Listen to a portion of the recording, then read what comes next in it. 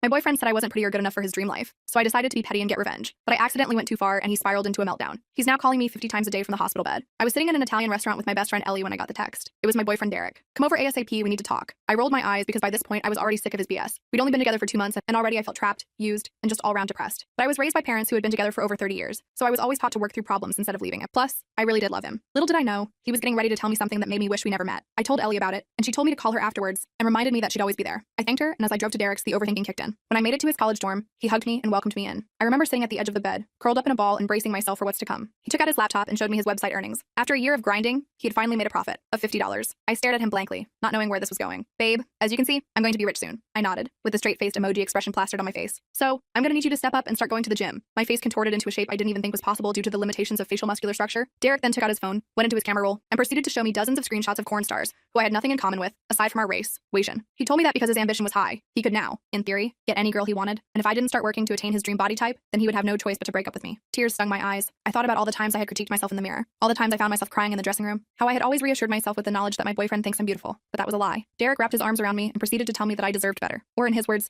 someone that would choose my body type out of a row of faceless, unclothed girls instead of someone else's. I used all the strength I had to push him off me, and he asked if I wanted to spend the night together. That actually made me laugh. I ended up leaving, calling Ellie, and staying with her. When I got there, I told her and her mom everything, and they laughed. They reminded me of how I was worthy of love, how I didn't have to take any of this, and how my self-worth shouldn't be determined by a narcissist. Later that night, after yapping with Ellie until 3 a.m., we decided to show each other our LinkedIns. We decided to stalk Derek's account for some fun, and that's when we noticed someone. Derek's boss was connected with Ellie. This made me laugh aloud. I still don't know what came over me and Ellie. Maybe it was the high I felt after crying for so long, or maybe it was the fact we were two 19-year-olds awake past midnight. But we started joking about what would happen if I screwed Derek's boss. Ellie laughed and said he'd probably pick me over Derek to work there any day. For context, Derek was a real estate agent's assistant, and his boss was fine. Like, imagining us getting married and having pretty babies fine. And Ellie knew of him because she and Derek lived in the same area, and she knew that his boss was known for sleeping around with girls our age. So I sent Derek's boss a connection request. The next morning, I got post-nighttime clarity and freaked out, but Ellie convinced me to keep him as a connection. So I did. And sometime over the next few days, he reached out to me asking if I was looking for a job. His text made me blush, especially when I saw that he was just 23. So after waiting a few days to avoid coming off as too strong, I told him I wasn't and asked if he wanted to grab drinks. Ellie was beside me when I sent that text, and we both giggled. I manually turned my phone off out of fear for what he would say. A few hours later, I saw that he had said yes. My heart rushed. I couldn't believe it was actually happening. The whole thing had made me completely forget about Derek. This wasn't even for him anymore. It was for me. When we met up, his cologne intoxicated my 19-year-old hormones, and I wanted him. Bad. So when he invited me back to his place, I accepted. But right after making love, I was hit with this emptiness. It genuinely felt like every sad thing that's ever happened to me was all hitting me at once. So I cried. And Derek's boss, Max, the gentleman that he is, held me. The words poured out of me about how I was Derek's ex. Everything he had done to me. Everything he had said about him. Max. And Max just sat there in silence. For some reason, none of it seemed to surprise him. He reassured me that I was beautiful and ended up spooning me until I fell asleep. But when I woke up, he wasn't there. And I had 37 missed calls from Derek. I read through Derek's texts and my hands started shaking. He knew about Max. But how? Did Max tell him? Did someone see us? The messages started normal enough with "Where are you?" and "Are you okay?" but quickly escalated to "I know what you did, and you're going to regret this." I threw on my clothes from last night and called an Uber. No way was I doing the walk of shame across town with Derek blowing up my phone. As I waited, I called Jessica and filled her in on what happened with Max and the creepy text from Derek. "Holy shit," she whispered. "Are you sure Max didn't set you up?" I hadn't considered that. Max seemed genuinely surprised when I mentioned I was Derek's ex. But what if he already knew? My Uber arrived before I could spiral further, and I spent the entire ride home checking my rearview mirror like some paranoid movie character. When I got to my apartment, Derek was sitting on my doorstep. His eyes were red and puffy, and he jumped up the second he saw me. I nearly turned and ran, but my neighbor Mrs. Johnson was watering her plants and gave me a friendly wave. At least I had a witness if Derek tried anything crazy. "Where were you?" he demanded, his voice cracking. "I've been calling all night." I brushed past him and unlocked my door. "We broke up, Derek. I don't owe you explanations anymore." He followed me inside before I could stop him. "You were with Max, weren't you?" My blood went cold. I turned to face him, trying to keep my expression neutral. "How would you even know who Max is?" Derek's face twisted into something ugly. "Because he's my fucking half-brother, that's why." I literally had to sit down. My legs just gave out and I collapsed onto my couch. "You're what?" "My half-brother. Same dad, different moms." Derek was pacing now, running his hands through his greasy hair. "And you just had to sleep with him, didn't you? You just had to ruin everything." My mind was reeling. In all our time together, Derek had never once mentioned having a half-brother, let alone that it was his boss. I thought back to Max's reaction when I told him about Derek, how unsurprised he seemed. It all made sickening sense now. "Why didn't you ever tell me about him?" I asked, my voice barely a whisper. Derek laughed, but it wasn't a happy sound. "Why would I? Max is everything I'm not. Rich, successful, good-looking. Dad's golden child who can do no wrong." He kicked my coffee table, sending my magazines flying. "And now he's taking you too." I stood up, anger replacing my shock. "Nobody took me, Derek. You literally told me I needed to change my body to meet your standards after making $50 online. You broke up with me." "That wasn't a breakup," he shouted. "That was motivation. I was trying to help you." I couldn't believe what I was hearing. The audacity of this man was actually impressive in a twisted way. "Get out," I said, pointing to the door. "Now." Instead of leaving, Derek pulled out his phone. "You know what? I'm calling my dad. He needs to know what kind of person his precious Max really is, sleeping with his brother's girlfriend." "Ex-girlfriend," I corrected, but Derek wasn't listening. He was already dialing. I should have kicked him out, but morbid curiosity kept me rooted to the spot. Derek put the phone on speaker as it rang. A gruff voice answered. "Derek, this better be important." "I'm in a meeting." "Dad, Max slept with my girlfriend," Derek blurted out. There was a long pause on the other end. "And?" Derek's face fell. "What do you mean, and? He's my brother. That's messed up." "First of all," his dad said with a sigh that suggested this wasn't their first dramatic conversation, "from what Max told me, you and this girl broke up days ago. Second, you're an adult. Handle your own relationship problems instead of running to me like a child." I tried not to look satisfied, but it was hard. Derek's face was turning an alarming shade of red. "You always take his side," Derek shouted. "Always. What about the job? Are you going to let him him fire me too? Another long pause. Derek, Max is your boss. If he fired you, I'm sure he had valid reasons. He fired me because of her. Derek pointed at me like I was some kind of criminal. I shook my head. I never asked him to fire you. I didn't even know you were related until 2 minutes ago. Derek's dad cleared his throat. Look, Derek, this was your last chance. We agreed. No more handouts. You wanted to work for Max and he gave you a shot despite his reservations. If you couldn't make that work, that's on you. Derek threw his phone across the room. It hit the wall and fell to the floor, the screen cracking. His dad's voice was still coming through, asking if he was still there. You ruined everything. Derek hissed at me. Everything. He stormed out, slamming the door so hard my framed posters rattled. I picked up his broken phone and ended the call, my hands trembling. What had I just gotten myself into? I called Jessica right away and told her everything. She came over with emergency ice cream and wine, the universal cure for drama. We sat on my bedroom floor analyzing the situation like it was a true crime podcast. So Max is Derek's half-brother, Jessica said for the 5th time, still processing. And Derek got fired? I nodded, pouring more wine into my mug, because I'm a classy adult with proper stemware, obviously. Apparently. And his dad is totally done with him. Okay, but did Max know who you were when you connected on LinkedIn? Jessica asked the million-dollar question. I'd been wondering the same thing. I don't know. He didn't seem shocked when I told him about Derek, but he also didn't admit he already knew. You need to talk to him, Jessica declared. Like, now, I groaned. And say what? Hey, just found out you're my ex's brother. Did you sleep with me to mess with him? Or do you actually like me? Yes, exactly that. Jessica grabbed my phone and found Max's number from the text I'd sent her earlier. She typed out a message asking if we could meet tomorrow to talk, then showed it to me for approval. Send it, I said, liquid courage flowing through my veins. Max responded almost immediately, suggesting coffee at 10 a.m. No emoji, no explanation, just time and place. Very mysterious. I barely slept that night. My brain kept replaying scenarios. Was Max using me? Was Derek going to show up at my door again? Was I in some weird family feud I knew nothing about? The coffee shop was bustling when I arrived the next morning. Max was already there, looking annoyingly perfect in jeans and a button-down shirt. He smiled when he saw me, and my stupid heart did a little flip despite everything. Thanks for meeting me, I said, sliding into the chair across from him. He'd already ordered my favorite drink, a detail I'd mentioned during our date. Max nodded. I figured we should talk after everything with Derek. So you know he came to my place? He called me too, several times. Max ran a hand through his hair. Look, I should have been upfront with you. I knew who you were when you connected with me on LinkedIn. My stomach dropped. So this was all just to get back at Derek? Max shook his head quickly. No, not at all. I was curious at first, I'll admit. Derek talks about you all the time at work. Or did, I guess. But when we met, it wasn't about him. I wanted to believe him, but the whole situation felt so messy. Why didn't you tell me you were brothers? Half-brothers, Max corrected. And it's complicated. Derek and I, we've never been close. Different moms, different upbringings. My dad left Derek's mom when Derek was a baby. Married my mom. Classic blended family disaster. I nodded, trying to understand. So you gave Derek a job because your dad asked you to? Max sighed. Yes. Derek kept failing at everything he tried, and my dad thought working for me might straighten him out. It was a disaster from day one. He was always late, spent most of his time working on his side hustle instead of actual work, and talked badly about me to the other employees. That sounded like the Derek I knew. So you fired him? I had to, but it had nothing to do with you, I swear. It happened the day before we even met for drinks. I processed this information, trying to decide if I believed him. Your timing is suspicious. Max leaned forward. I know how it looks, but I really like you. The connection request caught me off guard, but I was intrigued. When we met, it just felt right. Before I could respond,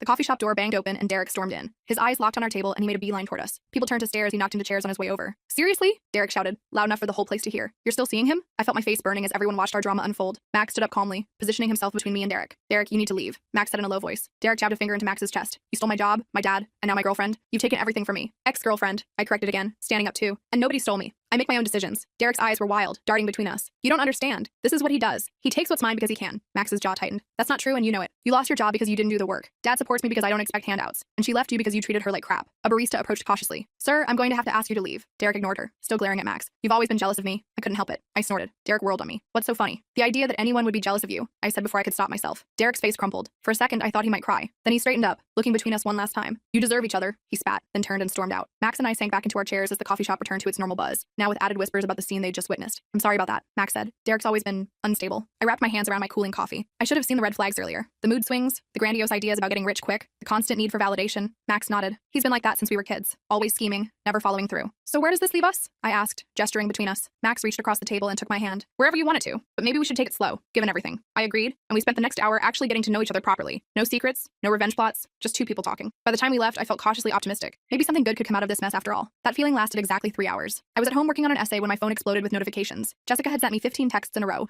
all variations of call me now and OMG check Instagram. I opened Instagram to find that Derek had posted a series of screenshots, private messages between Max and his friends where they discussed me. The messages were from before we met, proving Max had known exactly who I was and had planned to get back at Derek through his girlfriend. There were crude comments about my appearance and bets about how quickly Max could get me into bed. My hands shook as I called Max. He answered on the first ring. I can explain, he said immediately. Those messages are real, but they're from before we met. I was being a jerk, showing off to my friends. Once I actually met you, save it. I cut him off. You're just as bad as Derek. You both used me. I hung up and burst into tears. Jessica came over immediately and held me while I cried. I felt so stupid. I'd played right into their family drama and gotten myself caught in the middle. Those messages were from a month ago, Jessica pointed out, looking through the screenshots again. Before you even sent the connection request. How did Derek know to screenshot them back then? I hadn't thought of that. Maybe Max's friends told him? Jessica shook her head. Something doesn't add up. She was right. I texted one of Derek's friends, Ryan, who I'd gotten along with during our brief relationship. I asked if he knew anything about the situation. He called me almost immediately. Derek hacked Max's Instagram weeks ago, Ryan explained. He's had access to all his messages. He was constantly checking to see if Max was talking trash about him to their mutual friends. So he knew I was meeting Max before it even happened? I asked, my skin crawling. Yeah, he saw your connection request come through. He showed me the screenshots of Max's messages about you and was furious. But instead of confronting either of you, he decided to let it play out so he could expose you both. I thanked Ryan and hung up, feeling sick. Derek had known everything from the beginning. He could have warned me about Max's true intentions, but instead, he let me walk right into it so he could play the victim later. I called Max back and explained what I learned. He was silent for a long moment. I still said those things, he finally admitted. I can't take that back. But after meeting you, everything changed. I was going to tell you everything yesterday, but then Derek showed up. I didn't know what to believe anymore. Both brothers had manipulated me in different ways. I told Max I needed time to think and hung up. The next day, I woke up to more drama. Derek had apparently shown up at his dad's house in the middle of the night, drunk and ranting about Max stealing his life. His dad had called the police to remove him from the property. Derek then posted a rambling video online, accusing his family of abandoning him and claiming Max had systematically stolen everything he cared about. I watched the video with growing alarm. Derek looked terrible, unshaven, bags under his eyes, slurring his words. He mentioned my name several times, alternating between calling me the love of his life and accusing me of betraying him. He's scaring me, I told Jessica over FaceTime. He seems completely unhinged. You should stay with me for a few days, she suggested, just until he calms down. I agreed and packed a bag. As I was loading it into my car, Max pulled up in his sleek black BMW. He got out looking worried. I saw Derek's video, he said. I'm concerned about both of you. I'm staying with Jessica for a while, I explained, keeping my distance. Max nodded. That's smart. Look, I know you don't trust me right now, and I don't blame you, but I want you to have this. He handed me a USB drive. It's all the texts and emails between Derek and me over the years. You'll see what kind of person he really is, and what kind of person I've been too. No more secrets. I took the drive, not sure what to say. Thanks, I guess. Be careful, okay? Derek's not stable right now. I promised I would and watched him drive away, the USB drive heavy in my pocket. That night, Jessica and I went through the files in the drive. It was years of communication between the brothers, and it painted a complex picture. Derek constantly asking Max for money, for connections, for favors, all while bad-mouthing him behind his back. Max sometimes being cruel, sometimes trying to help, often just exasperated. Neither of them came out looking great, but Derek's manipulation was clear. He'd been using Max's guilt over their complicated family situation for years. Wow, Jessica said as we finished reading.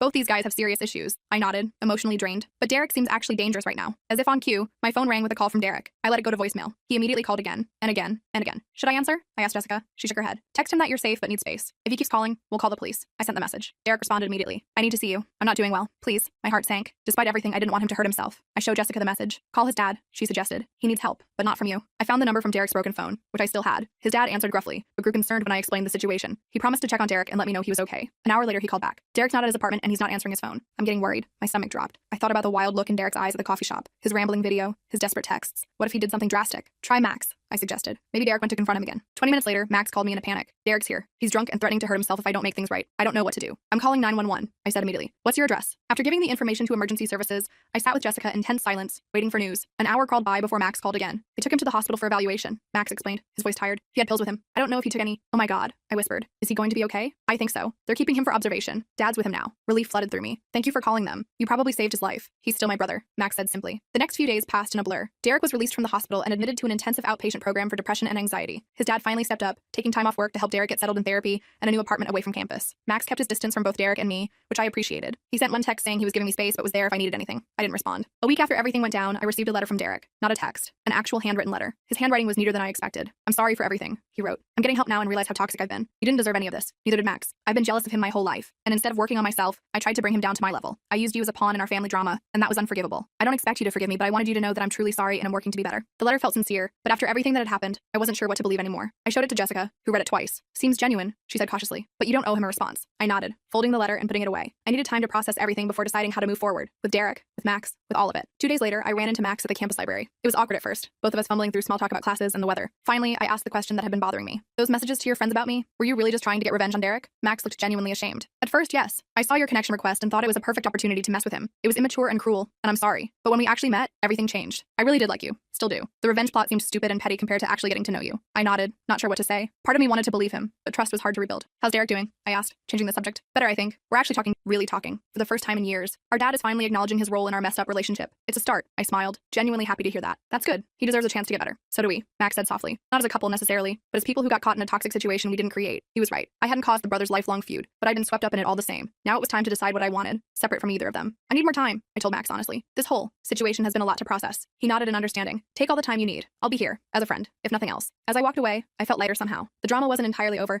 but for the first time in weeks, I felt like I could breathe again. Whatever happened next, I knew one thing for sure. I deserved better than being caught between two brothers and their issues, and I was finally ready to put myself first. I left the library feeling weird, but also kind of relieved after talking to Max. I needed space to figure things out without either brother's drama clouding my judgment. For the next couple weeks, I focused on classes and hanging out with Jessica. She made me promise to delete both their numbers from my phone, which I did without arguing. We even went on a mini road trip that weekend to a beach a few hours away, spending the day building sandcastles and eating ice cream like we were kids again. See? Jessica said as we watched the sunset. Life is so much better without boy drama. I laughed and agreed, feeling the knot in my stomach finally starting to unravel. I was starting to feel like myself again, not Derek's girlfriend or Max's rebound or whatever I was to either of them. But of course, because the universe apparently hates me, my drama-free bubble didn't last long. 3 weeks after my library run-in with Max, I was grabbing coffee before my morning class when I literally crashed into Derek. Like full-on collision, coffee spilling everywhere, the whole embarrassing scene. I'm so sorry, I started saying before realizing who it was. Then I just froze. Derek looked different, healthier. His face had filled out a bit, and he was wearing clean clothes that actually matched. He even had a haircut that didn't look like he'd done it himself with kitchen scissors. Hey, he said quietly. It's good to see you. I nodded awkwardly, not sure what to say. The barista handed us some napkins, and we both started cleaning up the mess I'd made. How are you doing? I finally asked, figuring basic politeness was safe. Better, he said. A lot better, actually. I've been in therapy 3 times a week. Turns out I have some stuff to work through. He gave a small laugh. I smiled despite myself. That's really good, Derek. There was an awkward pause, and then Derek took a deep breath. I know you probably don't want to hear from me, but I owe you a real apology. In person, not just that letter. He gestured to an empty table, and after a moment's hesitation, I sat down. The old Derek would have launched into a self-centered monologue about his feelings, but this version sat quietly, gathering his thoughts. What I did to you was awful, he finally said. The way I treated you, the things I said about your body, it was disgusting. I was so insecure about myself that I tried to control you instead of working on me. I nodded, surprised by his self-awareness. And then using you to get back at Max, letting you walk into that situation knowing what he'd said, that was even worse. Derek looked genuinely ashamed. I'm not asking for forgiveness. I just wanted you to know that I understand how badly I messed up and I'm really sorry. I believed him. Maybe it was the lack of excuses or the way he wasn't trying to win me back, but something felt different. Thank you, I said. That means a lot. I checked my watch. I have class, but I appreciate you saying all that. Derek nodded and stood up. For what it's worth, I'm rooting for you and Max. I felt my cheeks flush. There is no me and Max. Derek raised his eyebrows. Really? Because he talks about you all the time. Like, annoyingly so. I didn't know what to do with that information. We're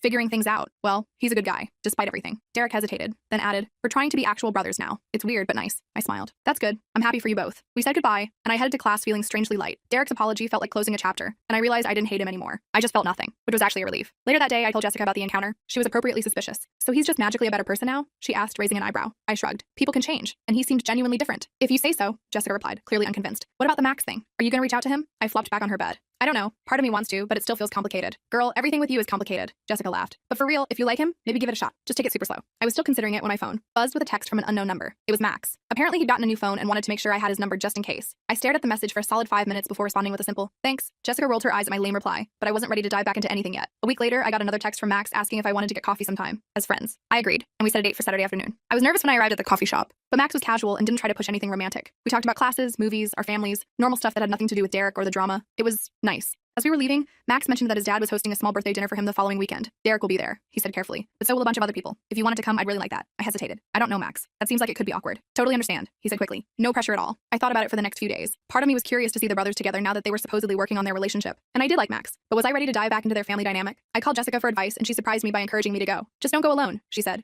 Take me as your buffer. So that's how I ended up walking into Max's dad's fancy house the following Saturday with Jessica as my +1. I was super nervous, but Max greeted us warmly and introduced us around. His dad shook my hand firmly, studying my face like he was trying to place me. Ah, he finally said. You're the girl from the coffee shop incident. He smiled kindly. I'm glad you came. Max hasn't stopped talking about you. I felt my face heat up as Max groaned. Dad, seriously? His dad laughed and moved on to greet other guests. I spotted Derek in the corner, talking to an older woman I assumed was his mom. He saw me and gave a small wave but didn't come over, which I appreciated. The evening was surprisingly pleasant. Max's friends were funny and welcoming, the food was amazing, and I actually had a good time. After dinner, I stepped outside onto the back porch to get some air and found Derek already there. Not awkward at all, I joked, turning to go back inside. Wait, Derek said. You don't have to leave. I was actually about to go help Mom with the dessert. I nodded and moved to the railing, looking out at the perfectly manicured backyard. Derek hesitated in the doorway. I meant what I said before, he told me. I'm glad you came tonight. Max really likes you, and you deserve someone who appreciates you. Before I could respond, he went back inside. I stood there processing his words when Max came out a few minutes later. Everything okay? He asked. I saw Derek talking to you. Yeah, it's fine, I assured him. He was actually being nice. It's weird. Max laughed. Tell me about it. Family therapy is making him almost tolerable. We stood side by side, watching the stars come out. It was nice, comfortable in a way I hadn't expected. I'm sorry about everything that happened, Max said suddenly. I know I've said it before, but I really am. You got caught in the middle of our messed up family drama, and that wasn't fair. I turned to look at him. I played my part too. Connecting with you to get back at Derek wasn't exactly mature. We were all pretty awful, Max agreed with a small smile. But maybe we can start fresh. No revenge, no family drama, just us. I felt a flutter in my stomach. I'd like that. The party wrapped up around midnight. Jessica had hit it off with one of Max's friends and was getting his number as I grabbed our coats. Max walked us to my car. Would it be okay if I called you tomorrow? He asked. I nodded, feeling suddenly shy. I'd like that. He leaned in slowly, giving me plenty of time to back away, but I met him halfway. The kiss was sweet and brief, but it made my heart race all the same. When we got in the car, Jessica was grinning. So that looked promising. I couldn't help smiling back. Yeah, maybe. The next few weeks were kind of amazing. Max and I started dating properly. Real dates with conversations that had nothing to do with Derek or family drama. We took things slow, both of us a little gun-shy after everything that had happened. He was different than I'd expected, thoughtful and funny, not at all the arrogant player Derek had described. Derek and I settled into a polite acquaintanceship. We weren't friends exactly, but we could be in the same room without it being weird. He started dating someone new, a girl from his therapy group who seemed really nice, and I was genuinely happy for him. One night in late November, about 3 months after the whole mess started, the three of us ended up at the same campus event, a charity fundraiser that Max's company was sponsoring. I was helping at the registration table when Derek approached with his new girlfriend. Hey, he said easily. This is Melissa. Melissa, this is... He hesitated. I'm an old friend, I supplied, shaking her hand. I could see the relief on Derek's face at my diplomatic description. Melissa smiled. Nice to meet you. Derek told me about, well, everything. She laughed a little. I appreciate you not making this awkward. I liked her immediately. Life's too short for awkward, right? As they moved on, Max appeared beside me. That was mature of you. I shrugged. I'm growing as a person. He laughed and kissed my cheek. That's one of the things I love about you. The word love hung between us. Neither of us acknowledging it directly, but both aware he'd said it. I found I didn't mind. Later that evening, as Max drove me home, he brought it up. I know it's probably too soon, but I think I'm falling in love with you.